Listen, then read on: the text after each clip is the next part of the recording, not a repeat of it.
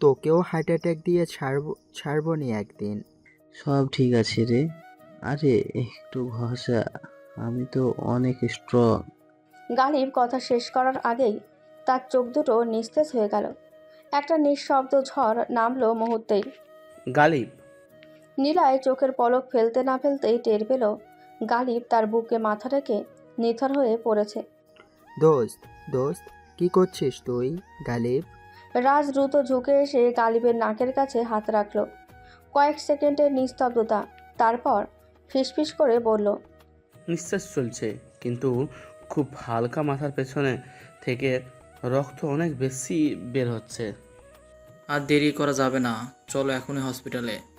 নীলয় মুহূর্তের মধ্যে গালিবকে নিজের বাইকে তুলে বসালো। জিসান তার পেছনে উঠে তাকে ধরে রাখলো শক্ত করে। সবার বাইক একসাথে গর্জন করে উঠল। গন্তব্য নিকটবর্তী শহরের হাসপাতাল। রাস্তায় তখন আর গান নেই, নেই হাসি। আকাশটাও যেন ধূসর হয়ে এসেছে।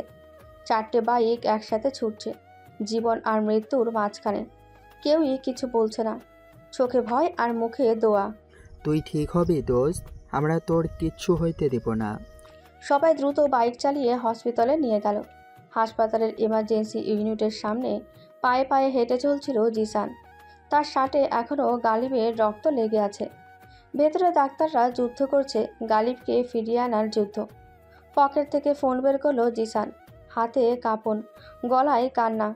ডায়াল করলো তাহমিদের নাম্বারে, বাবু নামে সেভ করা। তাহমিদ জিসানের কল পেয়ে কল রিসিভ করলো। কল রিসিভ হতেই বলল, তাহমিদ, বাবা গালিব ভাইয়ার অ্যাক্সিডেন্ট হয়েছে। তাহমিদের পায়ের নিচ থেকে যেন মাটি সরে গেল। কি কি বললে মামা তুমি? পাপা অ্যাক্সিডেন্ট করেছে? হ্যাঁ বাবা, মাথায় মারাত্মক চোট লেগেছে, এখন হাসপাতালে। এই কথা বলার পরই তাহমিদ ফোনটা ছুঁড়ে ফেলে দিল। এক চিৎকার করে মাটিতে বসে কান্না করা শুরু করলো। পাপা! মুলান আর ইয়েন দৌড়ে এসে জিজ্ঞেস করলো, তাহমিদ ভাই, কি হয়েছে? কেন কান্না করছিস? তাহমিদ চোখের পানি মুছতেও পারছিল না। সে কাপা গলায় ফিসফিস করে বলল, পাপা অ্যাক্সিডেন্ট করেছে, মাথা থেকে রক্ত বের হচ্ছে, অজ্ঞান আছে এখনো। আমি আমি ওনাকে হারাতে পারবো না। মুলান কাঁপতে থাকা কাঁধে হাত রাখল। ওহ গড, আমরা এখনই হসপিটালে যাব, এক সেকেন্ডও দেরি না। তাহমিদ ছটফট করে উঠে দাঁড়ালো, মুখে যন্ত্রণা, চোখে ভয়। আরিশা কান্না করছে। নাদিবা আর রিহানা আরিশাকে সান্ত্বনা দিচ্ছে। তাহমিদ দ্রুত বলল, আমি বাবার কাছে যাব। মুলান, তুই গাড়ি ড্রাইভ কর এখন প্লিজ। ইয়েন দ্রুত তাহমিদকে নিয়ে গাড়িতে উঠে বসলো। আর তাহমিদের বুকের ভেতর বারবার ধ্বনি বাজছে, পাপা তোমার কিছু হবে না, আমি আসছি। চোখে জল, হাতে ফোন নিয়ে ইয়েন দ্রুত নাফিসের নাম্বারে ডায়াল করলো। নাফিস ভাই, তাড়াতাড়ি শুনেন, গালিব আঙ্কেলের অ্যাক্সিডেন্ট হয়েছে, অবস্থা ক্রিটিক্যাল। আমরা হসপিটালে যাচ্ছি। সবাই তাহমিদ পুরো ভেঙে পড়েছে। কি? কখন? কোথায়? আর তোমরা এখন কোথায়? আমরা গাড়িতে আছি। তাহমিদ ভীষণ ভেঙে পড়েছে, ওকে শক্ত রাখার চেষ্টা করছি। প্লিজ আপনি সবাইকে সামলে নিয়ে আসুন। ফোন কেটে দেয় ইয়েন। ইয়েন, আরিশা আর রিহানা রওনা দিল হাসপাতালের উদ্দেশ্যে। গাড়ির ভেতর অদ্ভুত নিস্তব্ধতা। তাহমিদের গালে গড়িয়ে পড়ছে চোখের পানি, ঠোঁট কাঁপছে শুধু একটাই কথা বলার জন্য, পাপা আমি আসছি। নাফিস ফোন কানে নিয়ে বসে থাকে কয়েক মুহূর্ত। এরপর হঠাৎ দৌড়ে গিয়ে খুঁজে পায় নীলাকে। আম্মু, গালিব আঙ্কেলের অ্যাক্সিডেন্ট হয়েছে, খুব সিরিয়াস অবস্থা। খালামণিকে এখনো কেউ মনে হয় বলেনি। আমি জানি না কিভাবে বলবো। তুই বলিস না ওকে, এখন বলা ঠিক হবে না, ওর মানতে পারবে না। তাহলে? আমি ওকে নিয়ে যাচ্ছি অন্য কথা বলে, তুই শুধু তোর বাবা রাজা জিসানের সাথে যোগাযোগ করিস। নীলা যতটা পারল নিজেকে শান্ত রাখার চেষ্টা করলো। তারপরে তুবার রুমে গেল। তুবা বসে হসপিটালের কাজ করছিল। নীলা দরজায় এসে বলল, বোন, আমার সাথে একটু আসবি? একটু জায়গায় যেতাম, ছোট কাজ আছে। ঠিক আছে আপু, চলো। তবে গন্তব্য কোথায়? অত কথা বলতে হবে না, তুই চল তো আমার সাথে। আচ্ছা দাঁড়াও, আমি গালিবকে ফোন করে বলি আমরা একটু বাইরে যাচ্ছি, না হলে আবার এসে না পেলে বাড়ি মাথায় তুলে ফেলবে। নীলা নিজের কান্না ধরে রাখতে পারছে না, তবুও নিজেকে শান্ত রেখে বলল, আমি নিলয়কে ফোন দিয়ে বলেছি, এখন আর ফোন দিতে হবে না, তুই চল। আচ্ছা চলো তাহলে। গাড়ি এগিয়ে চলল হাসপাতালের দিকে। আর হৃদয়ের এক অজানা ভয় মুঠি বেঁধে বসে রইল নীলার বুকে। নীলা জানে না গালিবের কী অবস্থা, আর তুবাকে বা কীভাবে সামলাবে। গাড়ি এসে থামলো হসপিটালের সামনে। তুবা নীলার পাশে চেয়ে আছে। নীলা নিস্তব্ধ, কোনো কথাই বলছে না। তুবা গাড়ি থেকে নেমে হাসপাতালের ভেতরে যাচ্ছে। গেট পেরিয়ে তুবার বুকের ধুকপুক ধ্বনি যেন পুরো করিডর কাঁপিয়ে তুলছিল। পরিচিত সব মুখ দেখতে পাচ্ছে, চারপাশে সবাই দাঁড়িয়ে, কিন্তু গালিব নেই। তুবার চোখে আগুন জ্বলে উঠল, হৃদয়ে রক্তের মতো নশনি বাজল। দূর থেকে তুবা দেখতে পেল জিসানের শার্টে রক্ত লেগে আছে। তুবা হঠাৎ দৌড়ে এসে জিসানের কলার চেপে ধরল। ভাইয়া, গালিব কোথায়? কোথায় আমার গালিব? বলো, ওর কিছু হয়েছে? ও বেঁচে আছে তো? বলো প্লিজ। তুবার চোখে শুধু একরাশ ভয়ের ছায়া, কণ্ঠে কাঁপুনি আর বুক ফাটানো কান্না জমে আছে। সে যেন পাগলের মতন আচরণ করছে। জিসান চোখ ভিজিয়ে শান্ত করার চেষ্টা করলো। বনু প্লিজ শান্ত হও, ভাইয়া ঠিক হয়ে যাবে, ডাক্তাররা সব করছে, তুই ভেঙে পড়িস না। কিন্তু তুবা কিছুই শুনছে না। সে কেবল চারপাশে খুঁজে যাচ্ছে। গালিব, আমার গালিব কই? তুমি? তুবা পাগলের মতন আচরণ করছে। এমন সময় দূর থেকে তাহমিদের পায়ের ছাপ শোনা গেল। একটানা দৌড়ে এসে মাকে জড়িয়ে ধরে। আম্মু প্লিজ কেঁদো না, পাপা ঠিক হয়ে যাবে। আমি এখানে আছি, আমরা সবাই আছি, পাপার কিছু হবে না, আমরা পাপার কিছু হতে দিব না। তাহমিদের মুখে শক্ত থাকার কথা, কিন্তু তার চোখ ফেটে জল গড়িয়ে পড়ে মায়ের কাঁধে। মা ছেলের এমন ভাঙনের মুহূর্ত দেখে পুরো হাসপাতালের করিডোরে কান্নার ধ্বনি গুমড়ে ওঠে। আরিশার কাছে কোনো ভাষা নেই তাহমিদকে শান্ত করার মতো। রিহানা চোখ মুছে ফেলে। মুলান আর ইয়েন অবাক হয়ে তাকিয়ে থাকে। রাজ, জিসান, নাফিস, কারো চোখ শুকনো না, সবার ঠোঁটে একটাই প্রার্থনা। হাসপাতালের করিডোরে তখনও কান্নার সুর ছড়িয়ে আছে। তাহমিদ মায়ের হাত শক্ত করে ধরে দাঁড়িয়ে, আর চারপাশে নীরবতা। ঠিক তখনই গালিবের রুমে দরজা খুলে সাদা কোট পরা ডাক্তার ধীরে পা ফেলতে ফেলতে বেরিয়ে আসেন। চেহারায় একরাশ ক্লান্তি, চোখে চিন্তার ছাপ। জিসান, নিলয়, রাজ, তুবা সবাই একসাথে এগিয়ে আসে। তুবার কণ্ঠ কাঁপছে, ভাঙা গলায় বলে, ডাক্তার, আমার স্বামী কেমন আছে? ওর কি হয়েছে? ওর কি বিপদ? পেশেন্ট এখন অজ্ঞান, আমরা মাথার স্ক্যান করে যা পেয়েছি সেটা সত্যি শৌখিন। সবার বুক তখন ধুকপুক করে ওঠে। ডাক্তার গম্ভীর কণ্ঠে বলেন, পেশেন্টের ব্রেনের ভিতরে একটা টিউমার পাওয়া গেছে, এটা নতুন নয়। আমরা হিসাব করে দেখেছি প্রায় 26 বছর ধরে উনি এই টিউমার বয়ে বেড়াচ্ছেন জীবনের ঝুঁকি নিয়ে। তাহমিদ, তুবা, জিসান, নিলয়, নীলা সবার মুখ শুকিয়ে যায়। তুবা যেন দাঁড়িয়ে থেকেও ভেঙে পড়ল। পেছনে একটু হেলে গিয়ে রাজের হাতে ভর নিল। কি 26 বছর মানে? উনি জানতেন কিন্তু কিছু বলেননি? হ্যাঁ, উনি জানতেন, পুরোটা রিপোর্ট দেখলে হয়তো সব কিছু জানা যাবে। তবে ভয়াবহ বিষয় হলো এই টিউমার অ্যাক্টিভ এবং হেমোরেজ হয়েছে, সেটা থেকে আজকের এই পরিস্থিতি। নিলয় দুই হাতে মাথা চেপে ধরে ফ্লোরে বসে পড়ে কান্না করতে থাকে আর বলে, গালিব রে, তুই এত বড় যন্ত্রণা একা বইয়া গেলি, আমাদের কিছু বললি না? তাহমিদের চোখ ঝাপসা হয়ে আসে। সে এক দৃষ্টিতে ডাক্তারকে দেখে ফিসফিস করে, ডাক্তার, যত টাকা লাগে আপনি নিন, তবুও আমার পাপাকে আমার কাছে ফিরিয়ে দিন। আমার সব কিছু নিয়ে নিন আপনি। দেখুন, পেশেন্টের অবস্থা অনেক খারাপ, আর আমরা রিস্ক নিতে পারবো না। এটা খুব ক্রিটিক্যাল একটা বিষয় হয়ে দাঁড়িয়েছে। না, আমার গালিবের কিছু হতে দিব না। প্লিজ ডাক্তার, কিছু একটা করুন। আমরা এখানে কোনো কিছু করতে পারবো না, আপনারা চাইলে বাইরে কোথাও নিয়ে যান। তুবা কান্নায় ভেঙে পড়ে। নীলা সান্ত্বনা দিয়ে বলে, কান্না করিস না বোন, এখন চিন্তা কর কিভাবে কি করব। বলো, তুই চায়নাতে একটু যোগাযোগ কর, তুই যেখানে জব করিস সেখানে কোনো ভালো ডাক্তার আছে কিনা, আর গালিব ভাইয়ার রিপোর্টগুলো তাদের পাঠিয়ে দেয়। তাহমিদ তুবার ফোনটা নিয়ে দ্রুত রিপোর্টগুলোর ছবি তুলে তুবার হসপিটালে সেন্ড করে দিল। নিলয়, নীলা, জিসান সবাই শকড হয়ে যায়। ২৬ বছর ধরে গালিব এই যন্ত্রণা কেন লুকিয়ে রেখেছিল, কী কারণে? তাহমিদ একদৃষ্টির বাইরে তাকিয়ে আছে, তার চোখে অস্থিরতা, মনের ভেতরে ঝড়। পাশেই রাখা আম্মুর ফোন, সব রিপোর্ট, সব স্ক্যান ও ব্রেন ইমেজ তাহমিদ তখনই পাঠিয়ে দিয়েছে বেইজিংয়ের সবচেয়ে আধুনিক মেডিকেল সেন্টার, চ্যাং আন নিউরোলজিক্যাল রিসার্চ হাসপাতাল, যেখানে তুবা একজন সিনিয়র কনসালট্যান্ট। তাহমিদ বারবার ফোনটা হাতে নিচ্ছে, আবার নামিয়ে রাখছে। সময় যেন থেমে আছে। মুলান, ইয়েন, নাফিস, নওয়াজ, মাহেরা, নাদিবা, মালিহা, রিহানা আর আলিশা সবাই চুপচাপ, কেউ কথা বলছে না। সবাই জানে এই ইমেলের উত্তরের ওপর গালিবের জীবন নির্ভর করছে। ঠিক তখনই ফোনটা কম্পন করে উঠল। ইনবক্স এ নিউ মেল। তাহমিদের বুক ধক করে উঠল।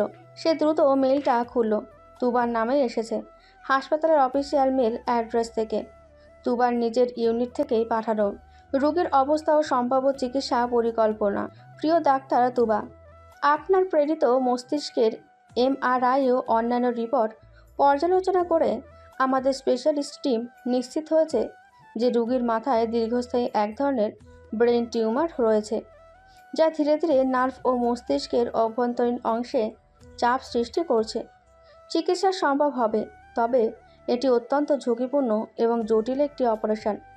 পেশেন্ট যদি এখনই চিকিৎসা না পায়, তবে ব্রেনের কার্যক্ষমতা দ্রুত কমে যেতে পারে। আমরা একটি চান্স নিতে চাই। আমাদের পরবর্তী কনফারেন্স আপনাকে সরাসরি যুক্ত করে বিস্তারিত আলোচনা করা হবে। তাহমিদ একদৃষ্টে স্ক্রিনের দিকে তাকিয়ে থাকলো কিছুক্ষণ, এরপর এক লাফে উঠে দাঁড়িয়ে বলল, আছে, চিকিৎসা আছে, তারা চান্স নিতে চায়। আরিশা দৌড়ে এসে তাহমিদের হাত ধরল।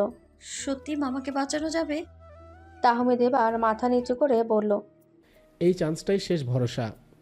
মুলান তার পিঠে হাত রেখে বলল, তাহলে আর দেরি নয়, আঙ্কেলকে চায়নায় নিতে হবে যত দ্রুত সম্ভব। তারপরই সবাই একসাথে গিয়েই গালিবের হসপিটাল কেবিনের সামনে এসে দাঁড়ায়। তুবা তখন গেটের পাশে বসে কাঁদছিল। তাহমিদ তার মায়ের সামনে এসে মৃদুস্বরে বলল, আম্মু, চিকিৎসা আছে। আমি তোমার হসপিটালে পাপার রিপোর্ট পাঠিয়েছিলাম, তারা একটা চান্স নিতে চায়। আমাদের ফিরে যেতে হবে চায়নায়। তুবার চোখ দিয়ে অশ্রু ঝরছে, কিন্তু এবার সেটা দুঃখের নয়, আশার। হসপিটালের করিডোর জুড়ে ভারী নীরবতা। সবার চিন্তা একটাই, গালিবের সুস্থতা। সবাই একটা কথা শুনতে চায়, গালিব এখন বিপদমুক্ত। কিন্তু সেটা এখনও জানা পসিবল না। মতো অবস্থায় হঠাৎ করে করিডোরের একদম শেষ মাথায় প্রবেশ করলেন তৌহিদ খান। চোখে ক্লান্তির ছাপ, কপালে চিন্তার ভাঁজ। তৌহিদ খান কিছু জানতেন না এতক্ষণ, জানার সময়ও হয়নি। বড় একটা মিটিংয়ে ছিলেন, ফোন অফ ছিল। মিটিং থেকে বের হতেই অনি ফোন করে জানায় তার একমাত্র ছেলে এখন হাসপাতালের বেডে। তৌহিদ খান দৌড়াতে দৌড়াতে ছুটে এলেন, যেন বয়স তার দেহের কোনো ছাপ রাখেনি। করিডোরে ঢুকেই চোখে পড়ল তাহমিদ দাঁড়িয়ে আছে মাথা নিচু করে, সাথে মুলান, আরিশা, ইয়েন, অনি, জিসান সহ সবাই। আর একটু দূরে বসে কাঁদছে তুবা। তৌহিদ খান তাহমিদের কাছে এসে তাহমিদকে জড়িয়ে ধরে কান্না করতে শুরু করে দিয়েছে। তার গলা কেঁপে উঠছে, কান্নায় ভারী কণ্ঠে বলল, তাহমিদ, আমার আবরার কোথায়? কি হয়েছে আমার ছেলে? দাদু, পাপার মাথায় আঘাত লেগেছিল, কিন্তু পরীক্ষা করতে গিয়ে জানা গেছে পাপার মাথায় একটা টিউমার আছে, অনেক আগের, অনেক পুরনো। তৌহিদ খান এক ঝটকায় পেছনে সরে দাঁড়ান, চোখ বড় বড় করে তাকিয়ে বলেন, টিউমার কতদিন ধরে? 26 বছর। ডাক্তার বলছে উনি বহু বছর ধরে এই টিউমার পুষে রেখেছেন, কাউকে কিছু জানায়নি। এই কথা শুনে তৌহিদ খান হঠাৎ থমকে গেলেন। তারপর নিজের মনে চিন্তা করতে লাগলো। গালিব 26 বছর থেকে সে একা এই যন্ত্রণা বয়ে চলেছে। তৌহিদ খান আর দাঁড়িয়ে থাকতে পারেন না। তিনি হসপিটালের করিডোরের একপাশে বসে পড়েন, দুই চোখে অঝরে কান্না। সব কিছুই ঠিক আছে, আমার ছেলে সফল, সাহসী, শক্তিশালী, কিন্তু ভেতর ভেতর সে একা ছিল। কেন সে আমাকে কিছু বলল না? বাবা হয়ে আমি বুঝতে পারলাম না। পাপা কাউকে বোঝাতে চায়নি। পাপা সব সময় বলতো আমি ঠিক আছি, আমাদের হাসানোর জন্য নিজে একা যুদ্ধ করে গেছে। কিন্তু ও কেন সবার থেকে এত বড় সত্যিটা লুকিয়ে রাখলো? সবার একটাই প্রশ্ন, গালিব এত বড় সত্যিটা লুকিয়ে রেখেছে হাসপাতালের করিডোর তখনও নিস্তব্ধ। তৌহিদ খান মাটিতে বসে আছেন, চোখে জল, আর তাহমিদ তার পাশে ঠায় দাঁড়িয়ে। সবাই নিঃশব্দে অপেক্ষা করছে, কেউ কেউ মাথা নিচু করে কাঁদছে। ঠিক তখনই ধীরে ধীরে এগিয়ে আসে অভি, মুখটা থমথমে, চোখে চাপা এক যন্ত্রণা, গলায় ঘন আবেগ। সে এসে দাঁড়ালো সবার সামনে, এরপর শান্ত স্বরে বলল, সবাই আজ ভাবছে গালিব ভাইয়া কেন কিছু বলেনি, কিন্তু আমি জানি ভাইয়ার গল্পটা ঠিক কোথা থেকে শুরু হয়েছিল। সবাই অবাক হয়ে অভির দিকে তাকায়। অভি যেন স্মৃতির ঝাঁপ খুলে ফেললো চোখের সামনে। 26 বছর আগের কথা, যখন তোবা ভাবি হারিয়ে গিয়েছিল, তখন ভাইয়া দিনরাত পাগলের মতো খুঁজেছে। কারো মুখে হাসি দেখলেও সহ্য করতে পারতো না, এমনকি রাতের পর রাত ঘুমায়নি। আমার চোখের সামনে ভাইয়া ডিপ্রেশনে চলে গিয়েছিল। তখনকার সেই মানসিক চাপ, সেই হতাশা, সব কিছুর মধ্য দিয়ে মাথায় জন্ম নেয় এই টিউমার। সবাই স্তব্ধ। তুবার চোখে আবার অশ্রু গড়িয়ে পড়ে। অভি থেমে গেল কিছুক্ষণের জন্য, তারপর আবার বলল, ভাইয়ার তখন বাঁচার ইচ্ছেই ছিল, ডাক্তারদের কাছেও যায়নি তখন। তারপরে ভাবিকে ফিরে পেল। হয়তো তখন মাঝে মাঝে ব্যথা উঠলে ভাইয়া গুরুত্ব দেয়নি। তারপর যখন তাহমিদ জন্ম নেয়, তারপরে ব্যথা বাড়তে থাকে। তাই ভাইয়া সিদ্ধান্ত নেয় ডক্টরের কাছে যাবে। কিন্তু তখন টিউমার বেড়ে গেছে অনেকটাই। তিনি গোপনে একজন নিউরো স্পেশালিস্টের কাছে যান। ডাক্তার তখন জানায়, অস্ত্রোপচার করলে বাঁচার চান্স মাত্র 1%, আর না করলে ওষুধেই চলে যাবে যতদিন পারা যায়। তাহমিদের চোখে জল। সে যেন এবার সব কিছু বুঝতে পেরেছে। অভির গলা কেঁপে ওঠে, আবার বলা শুরু করে, ভাইয়া তখন থেকে জানতো সে একদিন হেরে যাবে, কিন্তু সে মরার জন্য না, বাঁচার জন্য প্রস্তুতি নিয়েছিল। সে চেয়েছিল প্রতিটা মুহূর্ত উপভোগ করতে। সে জানতো সময় কম, তাই আমাদেরকে ভালোবাসা দিতে, হাসাতে, রাগাতে, আদর করতে সে কখনো কিছুতেই কম দেয়নি। ভাইয়া বলতো মরবো যখন তখন, কিন্তু তার আগে ভালো করে বাঁচবো। তৌহিদ খান চুপ করে দাঁড়িয়ে থাকেন কিছুক্ষণ, তারপর ঠান্ডা গলায় বলেন, আমার ছেলেটা নীরবে যুদ্ধ করে গেছে এতগুলো বছর, অথচ একবারও আমাদের বোঝায়নি, বলেওনি, কারণ সে চাইতো না আমরা কষ্ট পাই। আমার পাপা ওই মানুষটা জীবনের প্রতিটা মুহূর্তে আমার জন্য বেঁচে গেছে। এখন আমার পালা, আমি তাকে হারাতে দেব না। তৌহিদ খান তাহমিদের কাঁধে হাত রেখে বলেন, আমরাও না, আমরা সবাই একসাথে ওর জন্য লড়বো, আর আবরার হারবে না। গালিব এখন আইসিইউতে, নিঃশ্বাস চলছে ধীরে, কিন্তু সব কিছু সময়ের ওপর নির্ভর করছে। তুবার চাইনিজ হাসপাতাল থেকে চূড়ান্ত মেল এসেছে, তারা অপারেশনের সম্মতি দিয়েছে। তবে এটি অত্যন্ত ঝুঁকিপূর্ণ এবং দ্রুত চায়নায় পৌঁছতে হবে। তৌহিদ খান চোয়াল শক্ত করে ঘোষণা দিলেন, নেক্সট ফ্লাইটে আমরা চায়না রওনা হব। আবরারের প্রাণ বাঁচাতে যা দরকার আমি তাই করব। তাহমিদ মায়ের কাঁধে হাত রেখে বলল, আম্মু ভয় পেও না, চায়নায় পাপার জন্য সব ব্যবস্থা আমি করে ফেলেছি। আমিও আমার গালিবের কিচ্ছু হতে দিব না। আমি ওর অস্ত্রোপচার নিজের তত্ত্বাবধানে করব। 3 ঘন্টা পর ঢাকা এয়ারপোর্ট। গালিবকে স্ট্রেচারে করে অ্যাম্বুলেন্সে করে আনা হলো। তার চারপাশে সবাই, চোখে অশ্রু আর হৃদয়ে একটাই প্রার্থনা, গালিব যেন সুস্থ হয়ে ফেরেন। তাহমিদ, তুবা, তৌহিদ খান, জিসান, অনি, নিলয়, আরিশা কেউ বাদ যায়নি। এমনকি ইয়েন, মুলান, রিহানা সবাই প্রস্তুত। বিমানে ওঠার আগে তাহমিদ একবার আকাশের দিকে তাকিয়ে বলল, আল্লাহ শুধু আমার পাপাকে ফিরিয়ে দাও, পাপার হাসিটা দেখা এখনো বাকি। বিমান উড়ে চলে চায়নার দিকে। গন্তব্য বেজিং। বিমানের মধ্যেই তুবা ল্যাপটপ খুলে নেয়, সার্জারির প্ল্যান রিভিউ করছে। তাহমিদ বাবার হাত ধরে আছে, চোখ বন্ধ করে বলছে, পাপা প্লিজ আমাকে ছেড়ে যেও না। সবাই নীরব, সবাই অশ্রুসিক্ত, কিন্তু সবাই একসাথে দোয়া করছে গালিবকে ফিরিয়ে আনার জন্য। বেইজিং এয়ারপোর্টে পৌঁছানোর পরপরই অ্যাম্বুলেন্স এসে গালিবকে দ্রুত নিয়ে যায় হসপিটালে। ঠান্ডা বাতাসে সবার মুখে একটাই উত্তেজনা, এই শহরে আছে গালিবের বাঁচার শেষ আশা। হাসপাতালে ভর্তির প্রক্রিয়া খুব দ্রুত হয়। তুবার রেফারেন্সে সব কিছুই অগ্রাধিকার পায়। গালিবকে আইসিইউতে ভর্তি করানো হয়।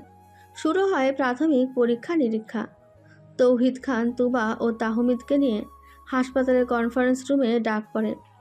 সেখানে অপেক্ষায় ছিলেন চায়নার কয়েকজন শীর্ষ নিউরোসার্জন প্রধান সার্জন ডক্টর লি জেন মুখে মাস্ক পরে বললেন, এই অস্ত্রোপচার অত্যন্ত জটিল। রোগীর মাথায় ব্রেন টিউমার অনেক পুরনো এবং মস্তিষ্কের গভীর প্রবেশ করেছে। অপারেশনের সময় রক্তপাত বা হার্ট ফেলিওরের ঝুঁকি আছে।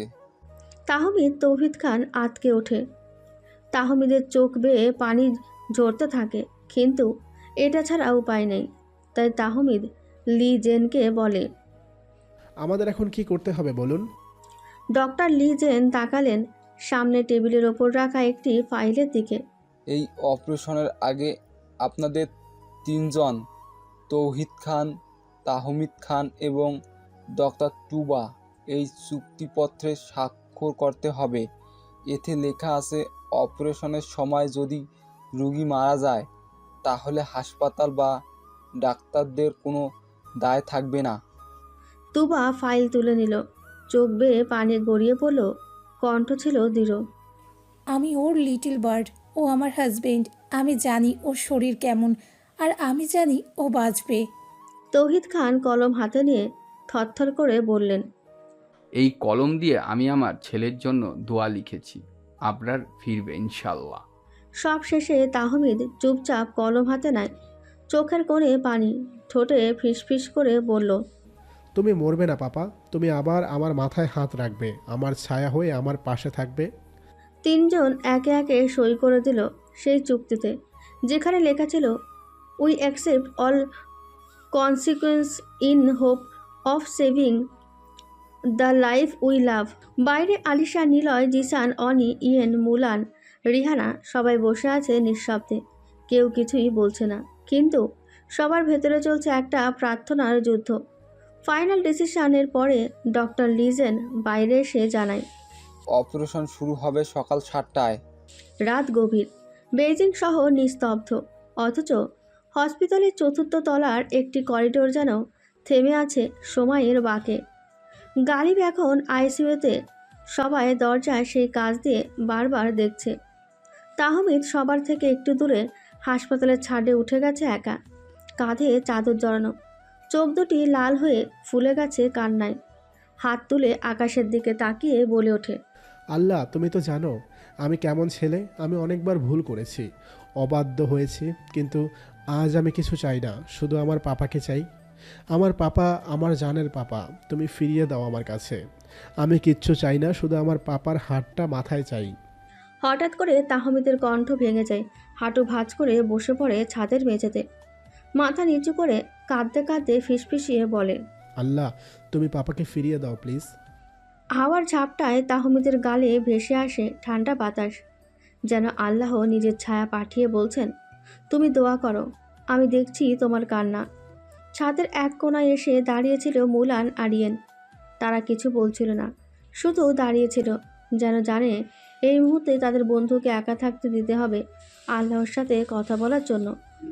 আকাশে তখন ভোরের সাদা রেখা ফুটে উঠেছে, পাখিরা ডেকে উঠছে আলতো করে, আর তাহমিদ দুই হাত তুলে চোখ বন্ধ করে বলে, হে রাব্বুল আলামিন, আমার পাপার নিঃশ্বাস যেন থামে না, প্লিজ প্লিজ, আমার পাপা যেন ফিরে আসে, একটিবার আমার পাপা ডাকটা শুনে যাক।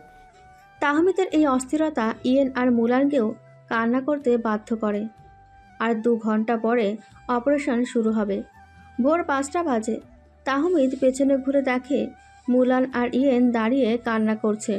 হাসপাতালের সাদা আলোয় ভরে থাকা করিডোরটা যেন আজ থমকে আছে, চারপাশে অদ্ভুত এক নীরবতা। কেবল মাঝে মাঝে শোনা যাচ্ছে কোনো নার্সের পদচারণা, কিংবা ভেতর থেকে ভেসে আসা অস্ত্রের শব্দ। করিডোরের এক কোণায় বসে আছে নিলয়, তার চোখে অশ্রু, বুকের মধ্যে এক অজানা ব্যথা। সে বারবার গালিবের নাম নিচ্ছে, ফিসফিসিয়ে, যেন নিজের সৃষ্টিগত অপরাধের স্বীকারোক্তি। আমি তো জানতাম না রে ভাই, তুই এত কষ্টে ছিলি। আমি তো তোকে কত কিছু বলেছি, বকা দিয়েছি, কষ্ট দিয়েছি, বললি না কেন গালিব? কেন কিছুই বললি না? তার হাত দুটো কাঁপছে, চোখের কোণ বেয়ে পানি গড়িয়ে পড়ছে তার গাল বেয়ে।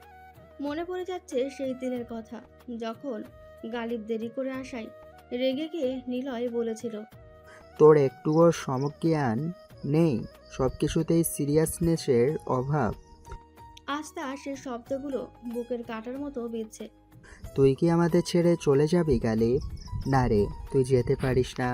তুই তো আমার সেই গালিব যে সব সময় হাসতো, সবার জন্য সব করত। আজ তুই যদি চোখ বন্ধ করে থাকিস, তাহলে আমি কার সঙ্গে তুই তোকারি করবো রে? কে আমাকে বকা দিবে? নিলয় একদম ভেঙে পড়েছে। হাত দিয়ে চোখ মুছতে মুছতে হঠাৎ সে কাঁপা কাঁপা গলায় বলে ওঠে, আল্লাহ, তুমি তো জানো আমার এই ভাইটা আমার প্রাণ। ওকে নিয়ে যদি একটা স্মৃতিও হারিয়ে যায়, আমি বাঁচব না। ঠিক তখনই পাশে এসে বসে জিসান, তার চোখেও পানি। জিসান নিলয়ের পিঠে হাত রেখে বলে, ভাইয়া ফিরে আসবে। ভাইয়া, তুমি জানো গালিব ভাইয়ার মরার জন্য না, বাঁচার জন্য জন্ম নিছে। ভাইয়া ফিরবে আমাদের মাঝে। নিলয় মাথা ঝাঁকিয়ে জিসানকে জড়িয়ে ধরে ফুপিয়ে কাঁদতে থাকে। কিছু দূরে দাঁড়িয়ে অনি চোখ মুছছে চুপি চুপি। এই বন্ধুত্বের কান্না, এই ভালোবাসার আকুতি যেন পৌঁছে যাচ্ছে ওপার আসমানে। আর দূরে বসে থাকা তৌহিদ খান নিঃসুপ, যেন কারো মুখে কোনো ভাষা নেই, শুধু মনে মনে প্রার্থনার সুর বেজে চলেছে। 6:30 বাজে। সকালের আলো এখনও পুরোপুরি ছড়িয়ে পড়েনি। হসপিটালের করিডোর জুড়ে থমথমে পরিবেশ। চারপাশে শুধু নিঃশব্দ হাঁটাহাঁটি আর চাপা কান্নার আওয়াজ। হুইলচেয়ার ঠেলে গালিবকে থিয়েটারের দিকে নিয়ে যাওয়া হচ্ছে। তার মাথায় স্যালাইনের টিউব, শরীরে সাদা চাদর, চোখ দুটো বন্ধ, যেন ঘুমিয়ে আছে। তৌহিদ খান গালিবের কপালে হাত রেখে দাঁড়িয়ে রয়েছেন। তার চোখে কোনো কথা নেই, শুধু পানি। তিনি ধীরে ধীরে গালিবের কপালে চুমু দিয়ে বলেন, হে আল্লাহ, আমার ছেলেটা তো কোনোদিন কারোর খারাপ চায়নি। মানুষটাকে তো সবাই ভালোবাসতো, আর সে নিজের যন্ত্রণাকে লুকিয়ে রেখেছিল সবার হাসির আড়ালে। আজ আমি আপনার কাছে কাঁদছি না, আমি প্রার্থনা করছি, যদি কারোর দয়া কবুল করতে চান, এই আবরার বুক ফাটা কান্নাটিকে কবুল করেন।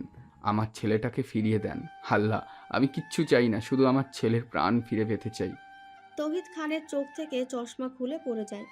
তুবা থিয়েটার গেটের সামনে দাঁড়িয়ে, পরনে ডাক্তারদের অপারেশন গাউন, কিন্তু মনটা ভেঙে চুরমার। চোখ দিয়ে নীরব অশ্রু ঝরছে তার।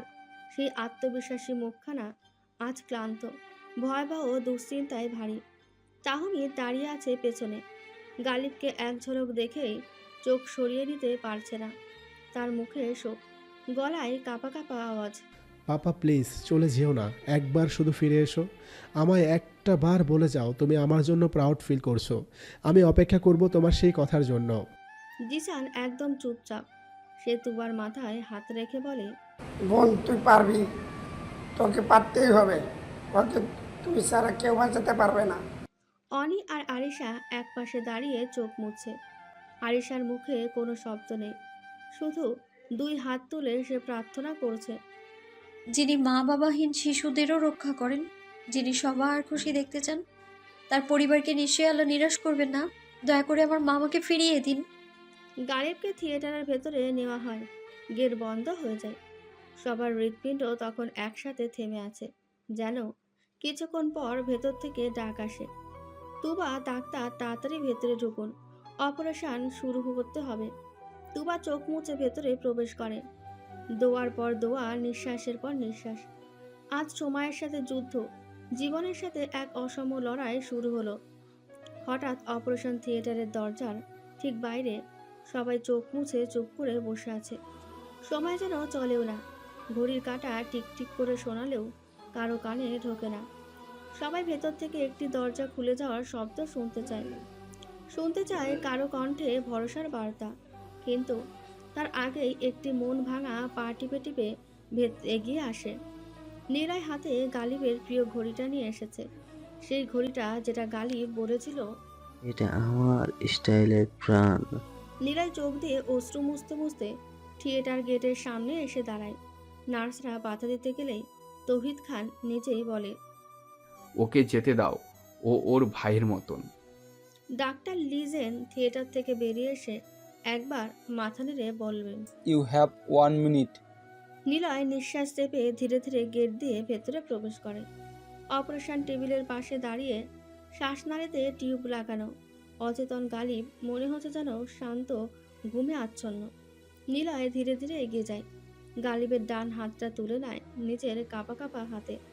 চোখ দিয়ে টপ টপ করে পানি গড়িয়ে পড়ে গালিবের আঙুলের ওপর। দোস্ত, তোর সাথে এমন কিছু হতে পারে আমি কোনোদিনই ভাবিনি। তুই চলে যাস না রে। তোকে তো আমি কত কিছু বলতাম, বকা দিতাম, রাগ করতাম। আজ আমি সব ভুলে যাব। তোর সব ফাজলামি, রাগ, পাগলামি, দুষ্টুমি আমি সব সহ্য করব দোস্ত।